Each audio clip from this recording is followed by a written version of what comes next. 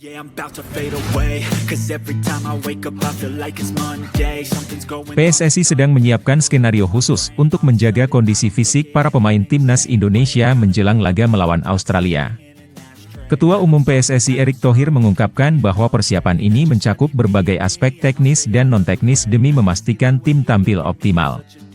Pelatih Patrick Kluivert juga turut terlibat dalam merancang strategi yang matang, termasuk memperhitungkan jadwal penerbangan dan latihan, agar para pemain bisa beradaptasi dengan baik sebelum pertandingan penting ini. Salah satu tantangan utama yang dihadapi timnas Indonesia adalah banyaknya pemain yang berkarir di luar negeri. Beberapa dari mereka masih harus bermain untuk klub masing-masing hingga 16 Maret 2025, yang membuat waktu persiapan menjadi sangat terbatas. Untuk mengatasi hal ini, PSSI memberikan fleksibilitas bagi para pemain yang berbasis di Eropa agar mereka bisa langsung terbang ke Australia tanpa harus singgah di Jakarta.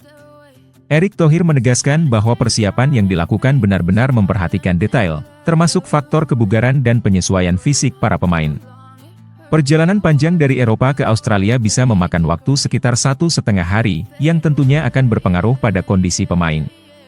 Oleh karena itu, setiap aspek perjalanan dan latihan harus diatur sedemikian rupa agar mereka tetap dalam kondisi prima saat berlaga. PSSI juga terus berkoordinasi dengan Kementerian Pemuda dan Olahraga untuk memastikan misi lolos ke Piala Dunia tetap terjaga. Dengan berbagai persiapan yang matang ini, PSSI berharap timnas Indonesia bisa menghadapi Australia dengan kondisi terbaik.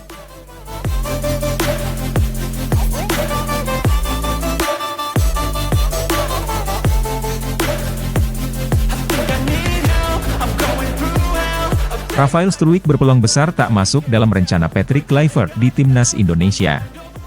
Striker muda kelahiran Belanda itu memang menjadi andalan di era Sintayong, tetapi performanya masih jauh dari kata memuaskan.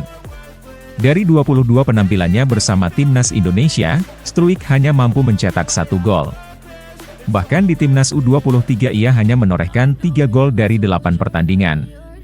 Meski punya etos kerja tinggi di lapangan, ketajamannya sebagai penyerang masih dipertanyakan, terutama dengan standar tinggi yang diterapkan Kluivert. Selain itu, minimnya menit bermain di level klub juga menjadi faktor utama yang bisa membuatnya terpinggirkan. Saat ini, Struijk bermain untuk Brisbane Roar Dialek, tetapi tidak mendapatkan banyak kesempatan. Dari 18 laga yang sudah dimainkan klubnya musim ini, Struijk hanya tampil dalam 9 pertandingan dan sebagian besar dari bangku cadangan. Bahkan dalam 4 laga terakhir, ia sama sekali tak diberi kesempatan bermain. Keberadaan Oleh Romeni juga semakin mempersempit peluang Struijk untuk dipanggil. Meski berposisi sebagai winger, Romeni punya catatan gol yang jauh lebih baik dibanding Struijk. Pada musim 2022 hingga 2023, ia sukses mencetak 11 gol dari 33 pertandingan di Eredivisie. Dengan kondisi ini, Struijk harus bekerja ekstra keras jika ingin kembali dilirik timnas Indonesia. Ia harus bisa membuktikan ketajamannya di level klub dengan lebih banyak mencetak gol dan mendapatkan menit bermain reguler. Jika tidak, peluangnya untuk bersaing di bawah kepemimpinan Patrick Kluivert akan semakin kecil.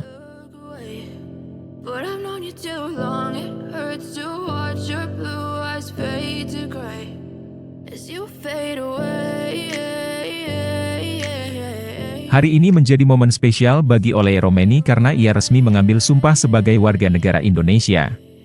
Striker Oxford United itu kini memiliki kesempatan besar untuk membela timnas Indonesia di ajang internasional. Proses naturalisasinya sudah cukup lama dinantikan, dan akhirnya impian itu menjadi kenyataan. Sebelum resmi menjadi WNI, Oleh sudah beberapa kali mengungkapkan antusiasmenya untuk bermain bagi Indonesia. Ia merasa memiliki ikatan emosional yang kuat dengan negeri ini, terutama karena berasal dari keluarga dengan darah Indonesia. Tak hanya sekadar pindah kewarganegaraan, bagi Ula, keputusan ini adalah langkah besar untuk menghormati warisan leluhurnya. Ia mengaku ingin memberikan segalanya untuk timnas dan siap bekerja keras agar bisa membantu Garuda meraih prestasi terbaik. Selain faktor keluarga, kecintaannya terhadap sepak bola Indonesia juga menjadi alasan utama di balik keputusannya. Oleh mengaku sangat kagum dengan fanatisme supporter Indonesia yang luar biasa. Baginya, atmosfer sepak bola di Indonesia memiliki energi yang berbeda dan begitu menggairahkan. Saat berkunjung ke Indonesia, ia merasakan sendiri betapa besarnya kecintaan masyarakat terhadap sepak bola, dan itu semakin meyakinkannya bahwa ia telah memilih jalan yang tepat. Bergabungnya Oleh Romeni ke timnas Indonesia tentu menjadi kabar baik bagi skuad Garuda. Pemain berusia 24 tahun ini diharapkan bisa menjadi salah satu mesin gol andalan di kualifikasi Piala Dunia 2026. Dengan kecepatan, ketajaman, dan pengalaman bermain di Eropa, Oleh berpotensi menambah daya gedor lini serang timnas.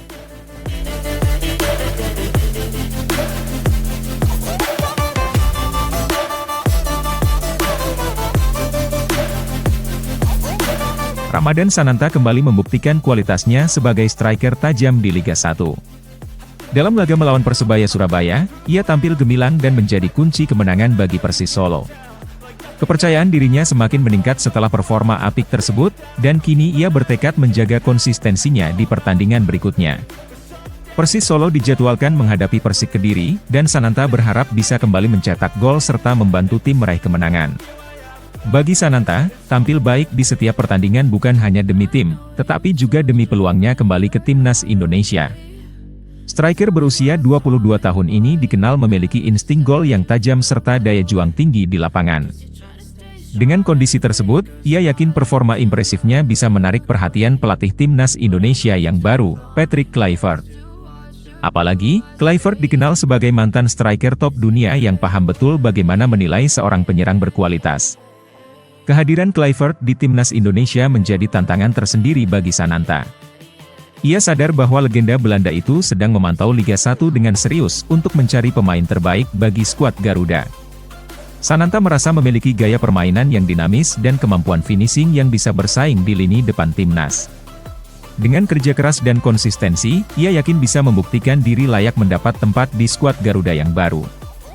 Kini, tugas utama Sananta adalah menjaga performanya tetap stabil di setiap pertandingan.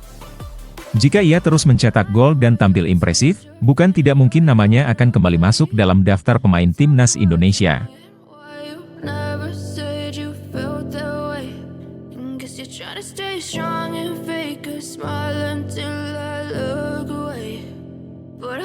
Marcelino Ferdinand akhirnya buka suara soal tantangan besar yang ia hadapi sejak berkarir di Eropa. Gelandang muda berbakat ini mengakui bahwa tekanan di Inggris sangat berbeda dibandingkan dengan sepak bola Asia. Sejak bergabung dengan Oxford United pada musim panas 2024, Marcelino mengalami langsung ketatnya persaingan di Inggris, yang terkenal dengan permainan cepat dan fisik yang keras. Bermain di liga dengan intensitas tinggi seperti EFL Championship bukanlah perkara mudah bagi pemain muda seperti Marcelino. Ia harus beradaptasi dengan ritme permainan yang jauh lebih cepat serta duel fisik yang lebih agresif. Tak hanya itu, tuntutan untuk selalu tampil maksimal di setiap pertandingan juga menjadi tekanan tersendiri. Meski awalnya sulit, pemain berusia 20 tahun ini tetap bertekad untuk berkembang dan menunjukkan bahwa dirinya layak bersaing di level tinggi sepak bola Eropa.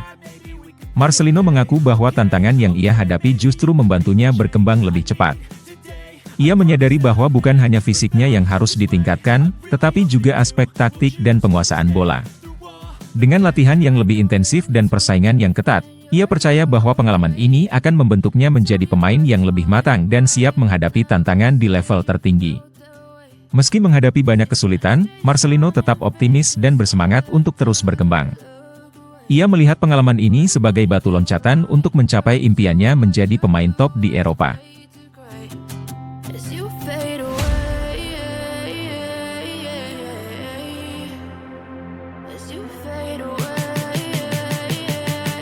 Shane Patinama baru saja menjalani wawancara dengan beberapa media, termasuk salah satunya dari Malaysia. Dalam sesi tersebut, ia mendapat pertanyaan yang cukup mengejutkan mengenai pemain naturalisasi di timnas Indonesia. Jurnalis Malaysia itu secara langsung bertanya apakah Shane berharap timnas Indonesia memiliki lebih banyak pemain naturalisasi. Mendengar pertanyaan tersebut, mantan pemain Viking FK ini sempat meminta jurnalis itu untuk mengulang pertanyaannya, seolah ingin memastikan maksud dari apa yang baru saja ia dengar. Tanpa ragu, Shane memberikan jawaban yang lugas dan penuh percaya diri. Ia menegaskan bahwa fokus utama timnas Indonesia saat ini bukanlah soal jumlah pemain naturalisasi, melainkan bagaimana mereka terus berkembang sebagai tim. Jawaban ini seolah menjadi tamparan halus bagi pihak-pihak yang masih mempermasalahkan keberadaan pemain keturunan di skuad Garuda. Shane juga menambahkan bahwa yang terpenting saat ini adalah bagaimana timnas Indonesia bisa terus berkembang dari waktu ke waktu. Ia menyoroti kerja keras yang telah dilakukan tim dalam beberapa tahun terakhir dan yakin bahwa mereka berada di jalur yang tepat. Jawaban ini menunjukkan bahwa bagi para pemain, yang terpenting bukanlah asal-usul, melainkan bagaimana mereka bisa berkontribusi bagi tim. Pernyataan Shane Patinama ini membuktikan bahwa para pemain timnas Indonesia memiliki mentalitas yang kuat dan fokus pada target besar, yaitu membawa Garuda terbang lebih tinggi. Kritik atau pertanyaan miring soal pemain naturalisasi seolah bukan lagi hal yang perlu diperdebatkan. Yang terpenting, timnas Indonesia terus berkembang dan siap menghadapi tantangan yang lebih besar di masa depan.